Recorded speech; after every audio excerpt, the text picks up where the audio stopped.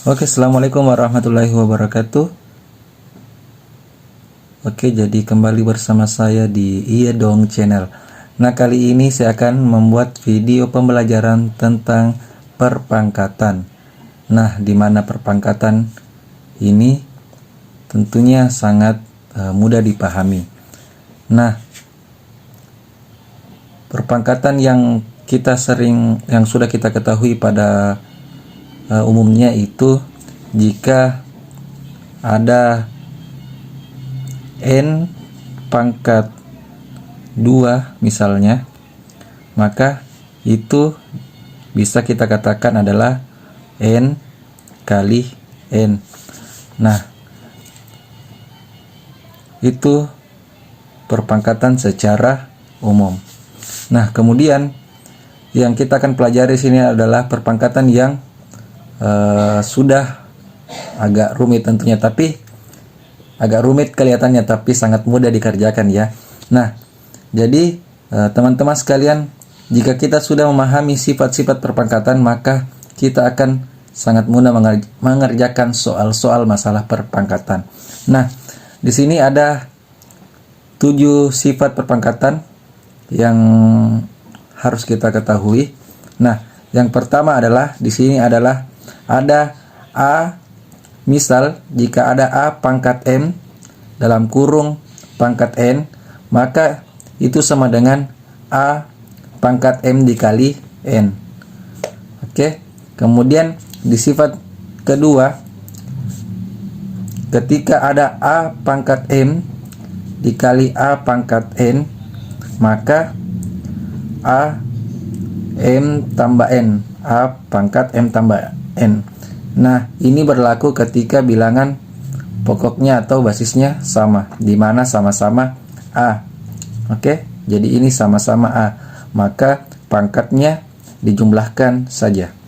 Kemudian sama tadi di sifat yang kedua ini, jika A pangkat M per A pangkat N, maka dia A pangkat M kurang N. Jadi kebalikannya, jika dia dikali maka pangkatnya dijumlah, jika dia dibagi atau per, maka pangkatnya kita kurangi. Nah, kemudian di sifat keempat ada, jika ada A kali B pangkat M, maka itu hasilnya adalah A pangkat M dikali B pangkat M. Oke.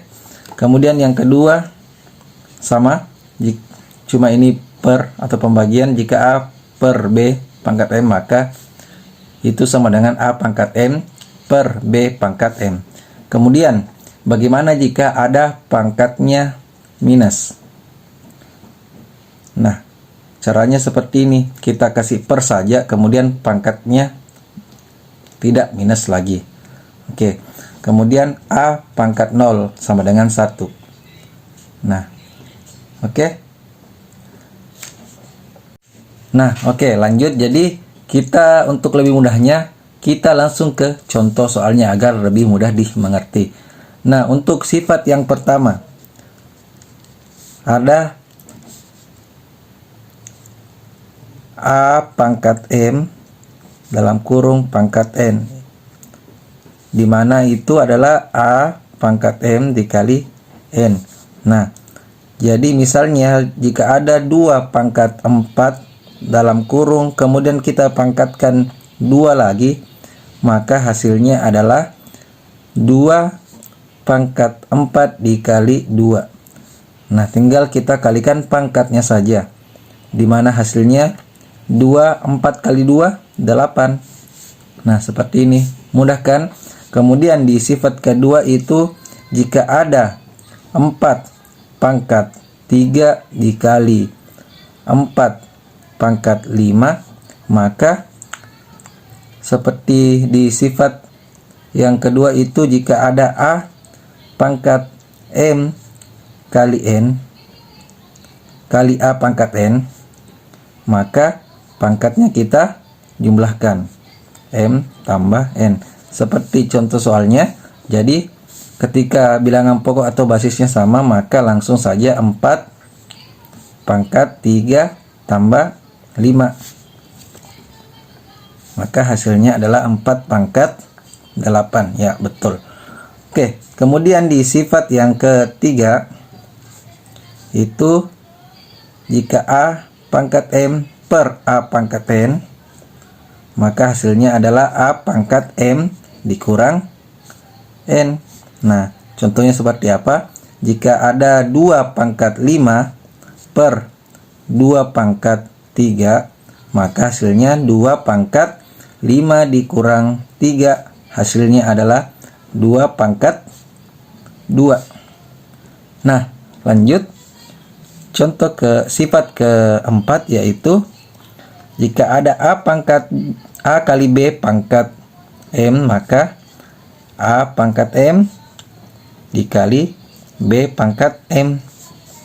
Maka hasilnya, contoh soalnya itu misal ada 4 kali 2 pangkat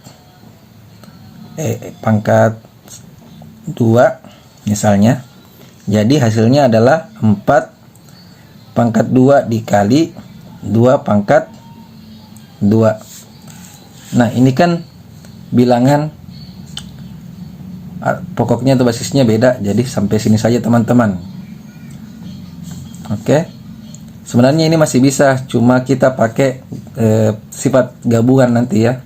Nanti ada gabungan-gabungan sifatnya. Oke. Kemudian sifat kelima A per B pangkat M, tadi hasilnya adalah A pangkat M dibagi B pangkat M. Contohnya misalnya 3 per 2 dalam kurung itu pangkat 2, maka hasilnya 3 pangkat 2 per 2 pangkat 2. Nah, 3 pangkat 2 9, 2 pangkat 2 4.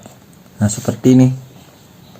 Nah, kemudian di sifat yang keenam itu misal A pangkat min M itu kita kasih jadi per A pangkat M, seperti ini ya. Jadi jika teman-teman mendapatkan soal yang pangkatnya minus, tidak usah pusing, cukup kasih per saja, maka pangkatnya sudah hilang. Pangkat minusnya sudah hilang, jadi pangkat positif. Nah, contohnya misal 2 pangkat minus 5, maka hasilnya 1/2 pangkat positif 5. Nah, 2 pangkat 5 itu apa? Mungkin teman-teman sudah bisa catat sendiri. Oke. Nah, inilah contoh dari sifat-sifat perpangkatan.